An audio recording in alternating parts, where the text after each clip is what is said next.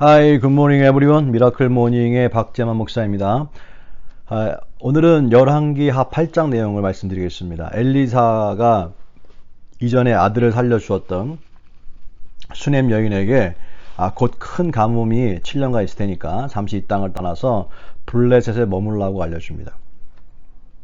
이에 낯선 땅으로 이주하여 7년간 머물렀다가 기근이 다시 풀리자 다시 고향으로 돌아오게 되죠. 하지만 7년이라고 하는 시간은 많은 것을 바꾸어 놓았습니다.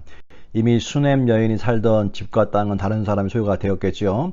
이에 왕께 나아가 자신의 집과 땅의 소유권을 돌려달라고 찾아가게 됩니다. 근데 그때에 왕은 하나님의 사람 엘리사의 몸종이었던 바로 게하시와 대화 중이었습니다. 엘리사에 대해서 궁금해하던 왕에게 게하시는 죽은 자를 살리신 일을 말하는 중이었습니다. 바로 그때 그 순간에 수넴 여인이 들어온 것입니다.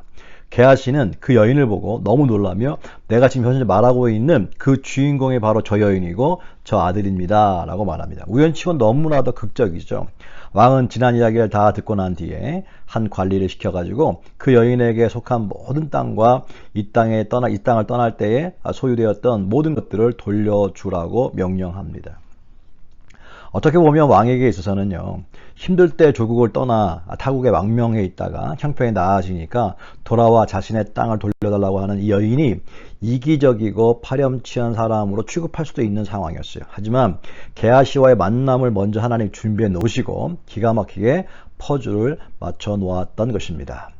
하나님의 사람에게 친절을 베풀고 행한 선한 행위는요, 반드시 그 이상으로 하나님이 갚아주신다는 것을 다시 한번 이 수넴 여인을 통하여 깨닫게 됩니다. 선을 행하되 낙심하지 말지니 때가 되면 이루리라.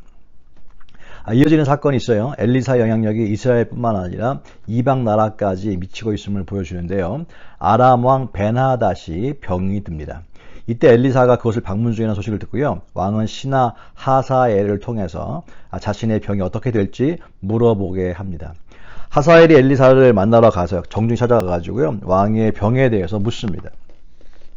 엘리사는 왕이 반드시 나으리라 하지만 여호와께서 말씀하시기를 그는 반드시 죽으리라 내게 알려주십니다 라고 얘기합니다. 반드시 나으리라 그러나 반드시 죽으리라 이게 무슨 말일까요?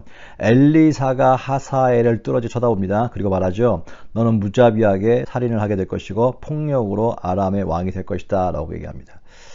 자신이 왕이 될 거라고 얘기한 그 하사엘은 무슨 소리입니까? 저는 그럴 자격이 없습니다 라고 말하면서 궁으로 돌아오지요. 아람 왕 앞에 돌아온 하사엘 왕이 묻습니다. 엘리사가 뭐라 하더냐? 네, 왕께서는 사신답니다. 걱정하지 마십시오. 그래? 안심이다. 그런데 그 다음날 하사엘이 이불로 왕의 얼굴을 덮어 질식시켜 죽이고 자신이 왕이 됩니다. 예언대로죠. 왕은 병 때문에 죽지 않고요.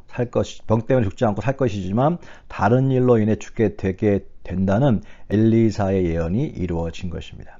아람 왕 벤하닷은요. 자신의 병으로 인해서 근심할 것이 아니라 사실은 자신의 최측근이었던 하사엘의 배신을 두려워해야 했습니다.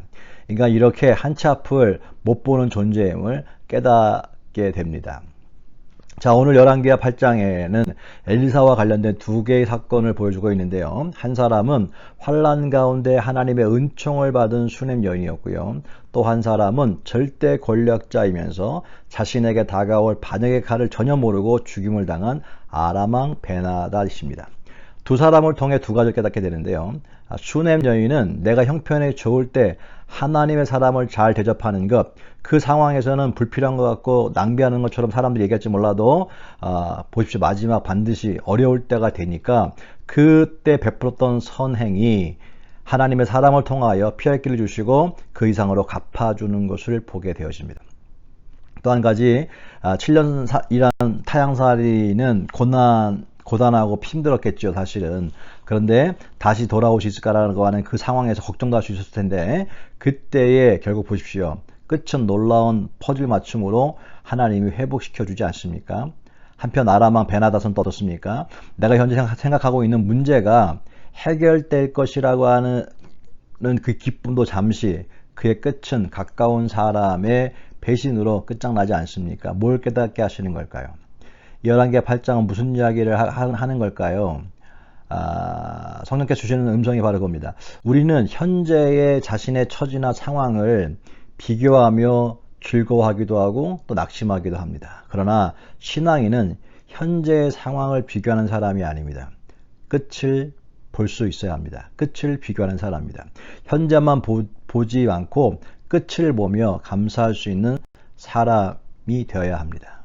오늘도 감사합니다.